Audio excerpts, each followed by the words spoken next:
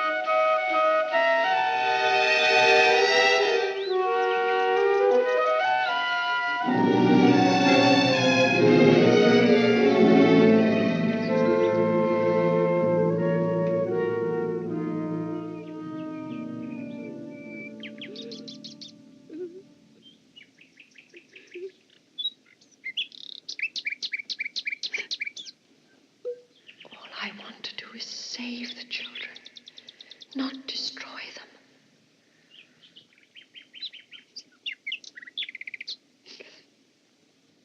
More than anything, I love children. More than anything.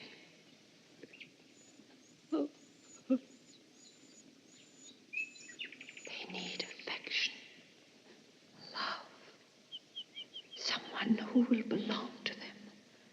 To whom they will belong. Miss Giddens, may I ask you a somewhat personal question? Do you have an imagination? Yes, I can answer that. Yes. Good. Truth is very seldom understood by any but imaginative persons, and I want to be quite truthful. I'm a bachelor, but not, I might add, a lonely one.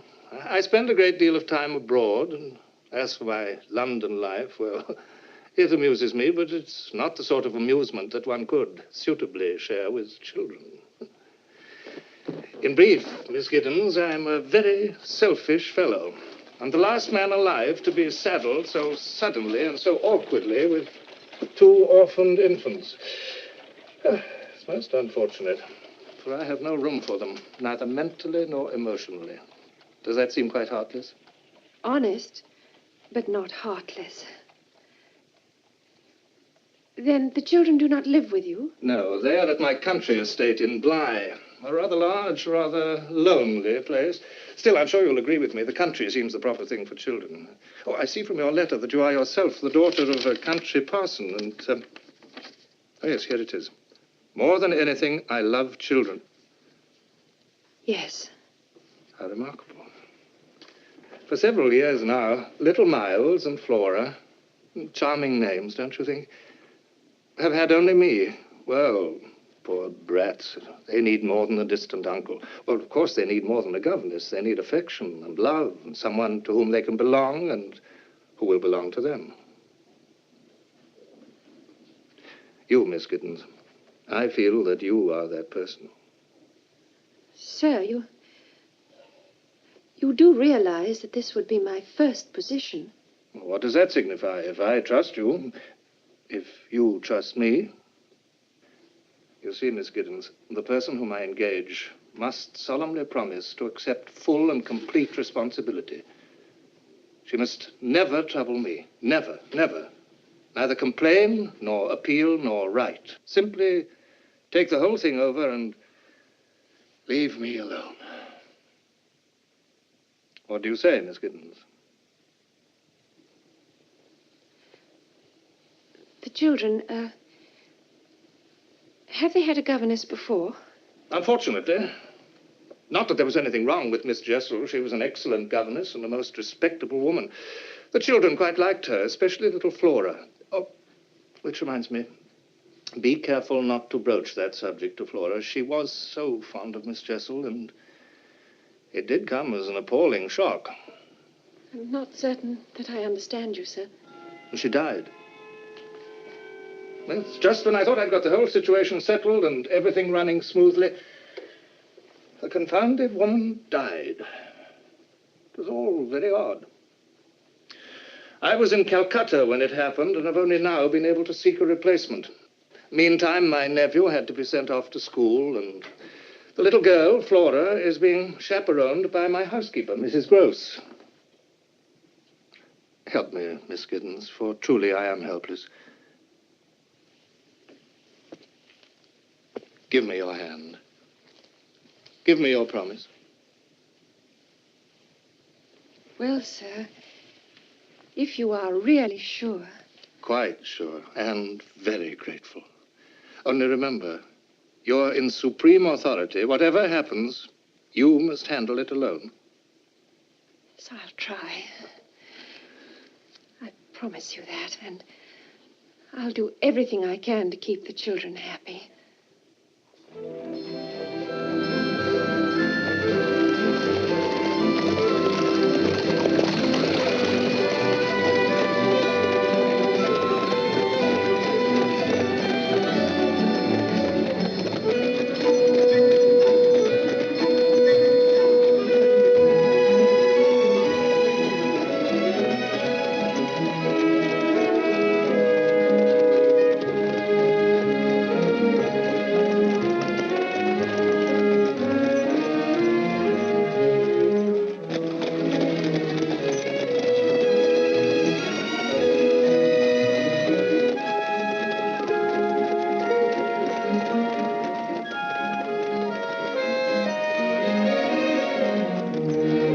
Oh, stop.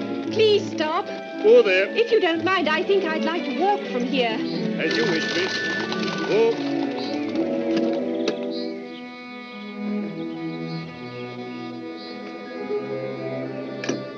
Thank you.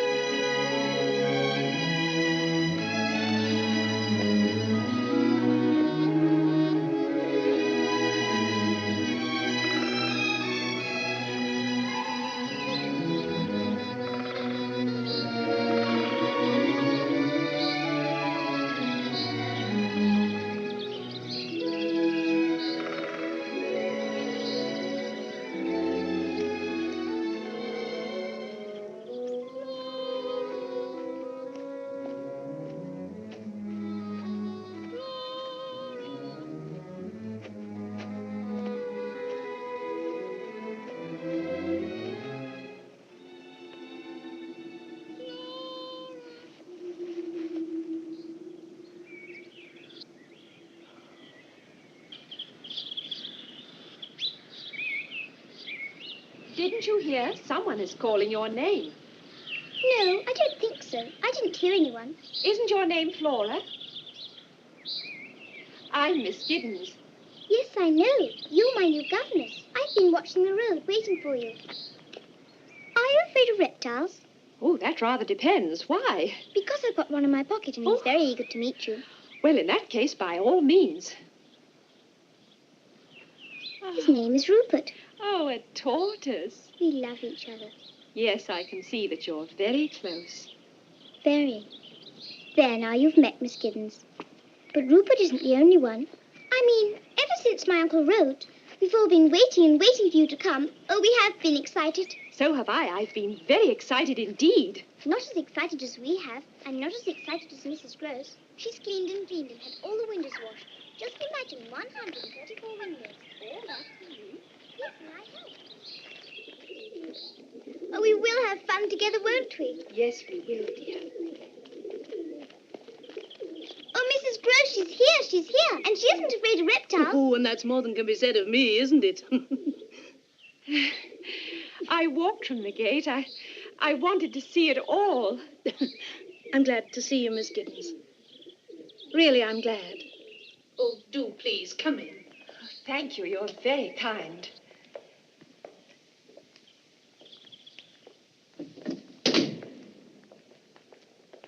Now, I expect you'd like a cup of tea. Thank you. But not you, Miss Flora. Now, you know you're not allowed in the house with that toad or turtle or whatever it is. Well, go on, run along, off you go. All right. I had no idea. I never imagined. Oh, I'm so sorry. That's all right, miss. It's always happening. I never imagined it would be so beautiful. Well, we do our best. Though half the rooms are empty now. Locked and empty. All the same, it's too big. A job to keep clean. But what I always say is it's a heaven for children. Oh, yes, a heaven. And what an enchanting child she is. There's not another like her. Though, mind you, she has her ways. You have your work cut out. I don't doubt. But she seems, well, she certainly looks angelic. Well, she is, too, but she does like to wander, to go off by herself. We're always hunting her. Oh, yes, I heard you just now as I was coming through the garden. I heard you call her name. Oh, not me, miss. Perhaps it was Anna or Cook. Well, someone. Sit down, miss, and have your tea. It'll be dark in here soon. I'll get Anna to bring some lamps. Miss Giddens? Miss Giddens? Has she gone? Yes, for the moment.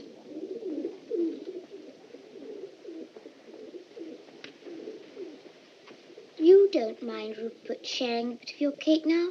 You watch out. He'll grow too fat to fit your pocket. I have a pony, too. Oh. He isn't really mine. He belongs to Miles. Miles is my brother, you know. He's away at school. You must miss him very much.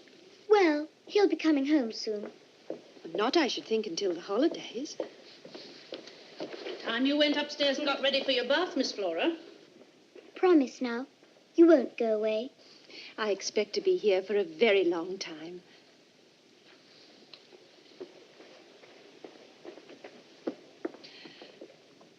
And to think what qualms I had.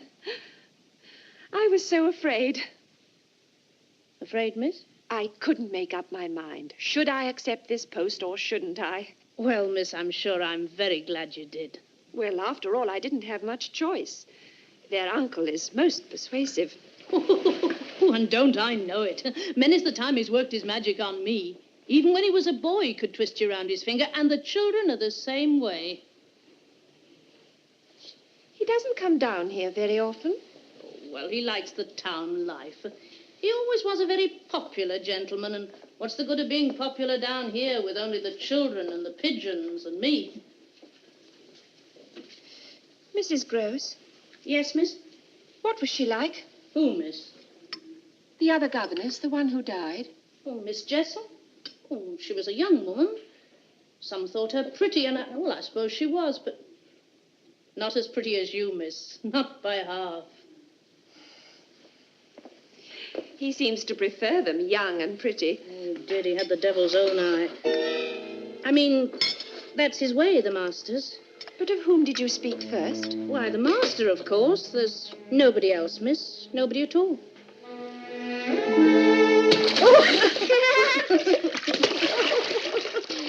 Oh, dear, you fright Miss Gibbons.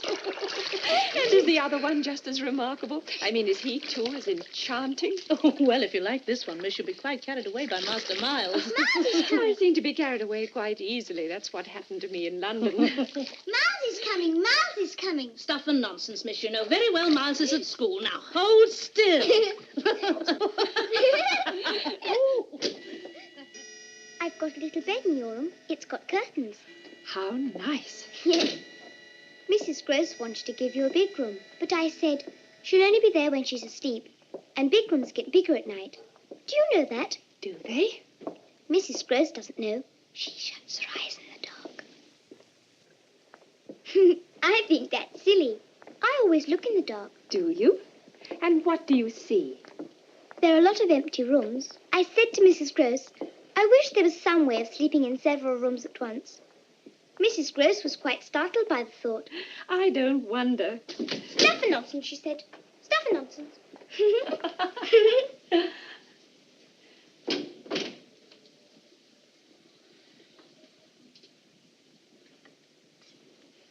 Now I lay me down to sleep. I pray the Lord my soul to keep.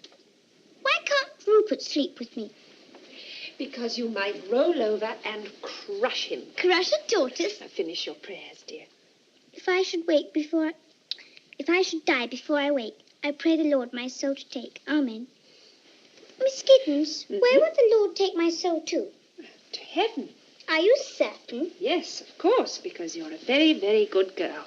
But I might not be. And if I weren't, wouldn't the Lord just leave me here to walk around? Isn't that what happens to some people? Whatever was that? I'm sure something's been hurt. An animal.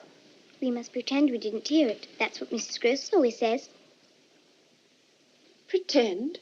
Then we won't imagine things. Well, sometimes one can't help imagining things.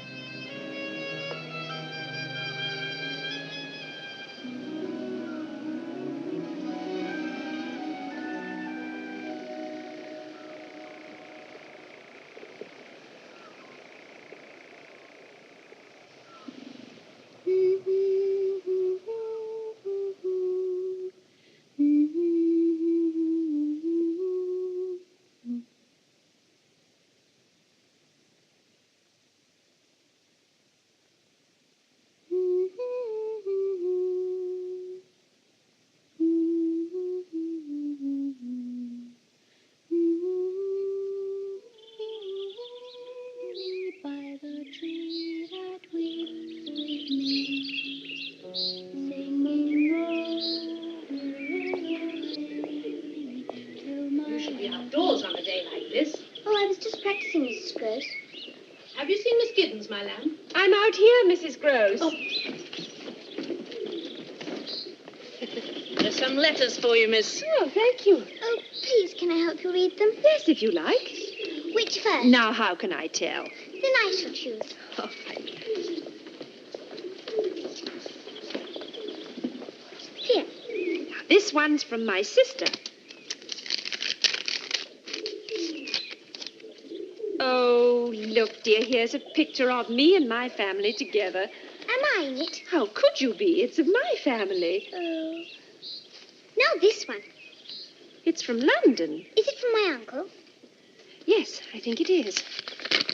You do look pleased. Is he coming to see us? No, dear, he's sent me a letter from Miles' school.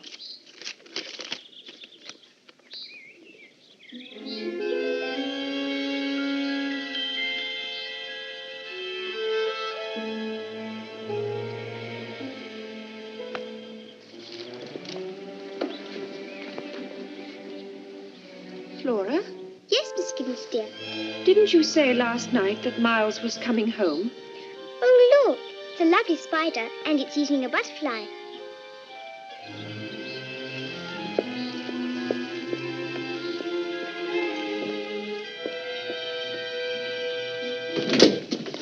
Mrs. Gross, here's a letter their uncle has forwarded without opening.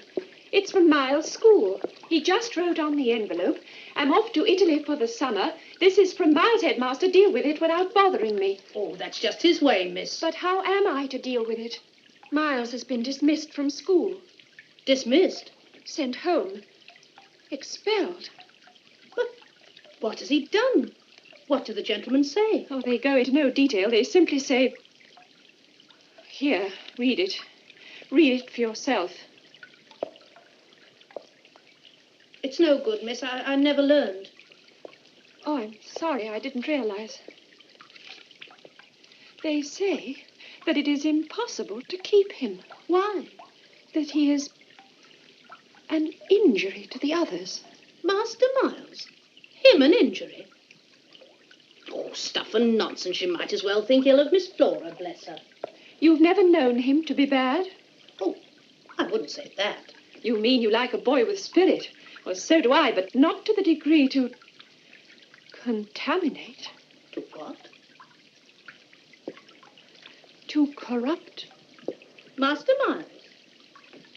Oh, miss, are you afraid he'll corrupt you?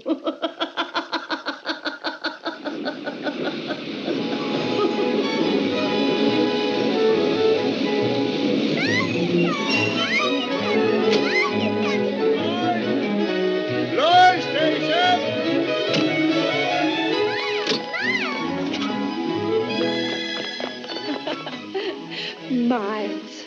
You're Miss Giddens, aren't you? Yes. How do you do?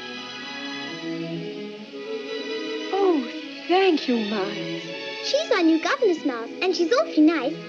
I hope Miles will agree. Come along.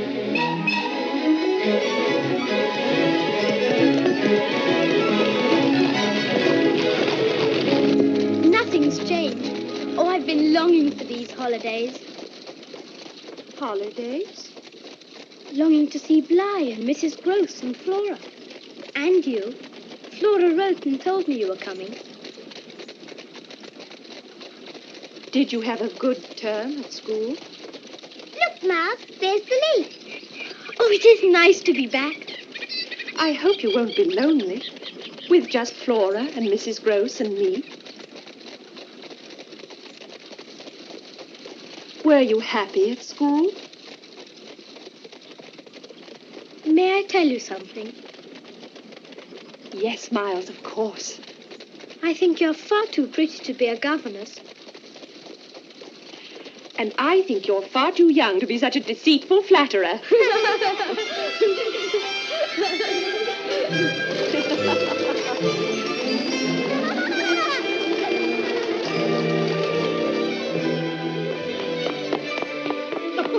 Dearest Mrs. Gross, it is nice to be home. Stop. You'll have me out of bed. Come along. It's all just the same. Somehow, I don't know. I was afraid it might be different. Oh, nothing ever changes here, Master Miles. You look a bit thin, though. We'll have to fatten you up. Oh, Miles, you haven't seen the pony. May we? Yes, of course. Come on.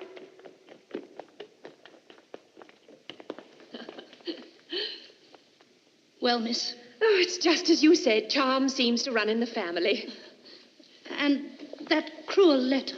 Must be a misunderstanding, a mistake. Oh, yes, a mistake.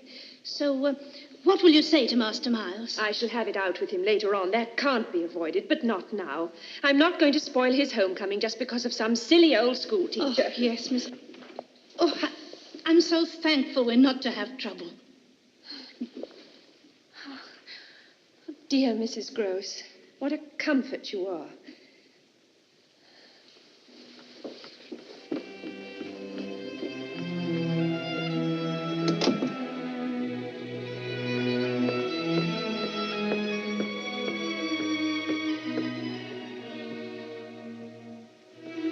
Why don't you come in, Miss Giddens?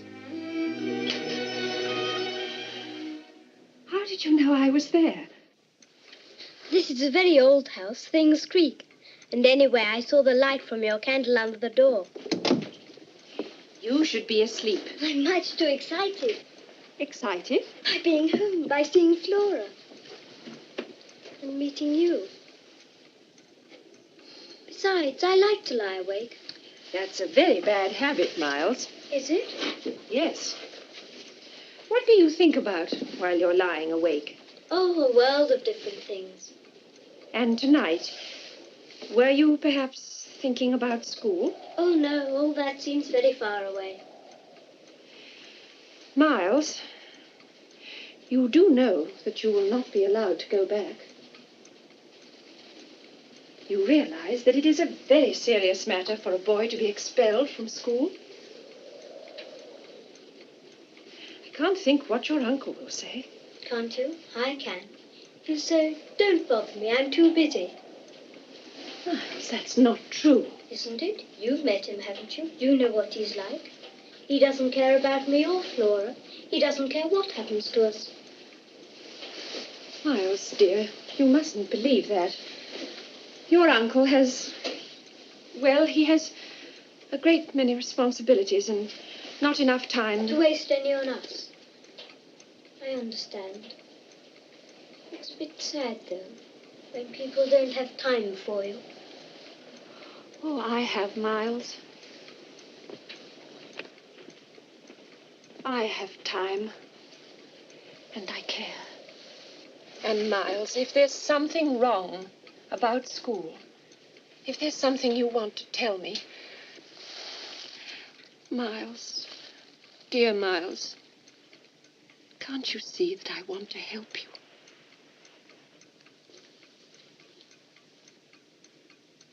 Trust me.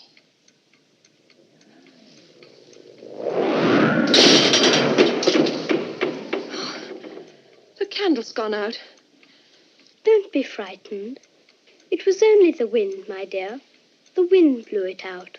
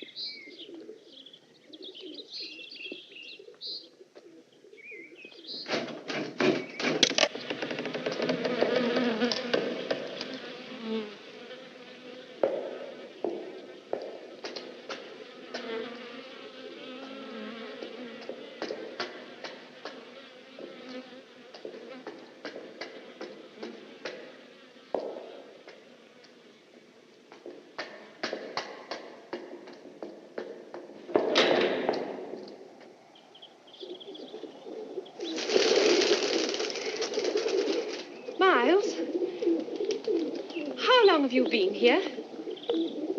I don't know. 20 minutes, half an hour.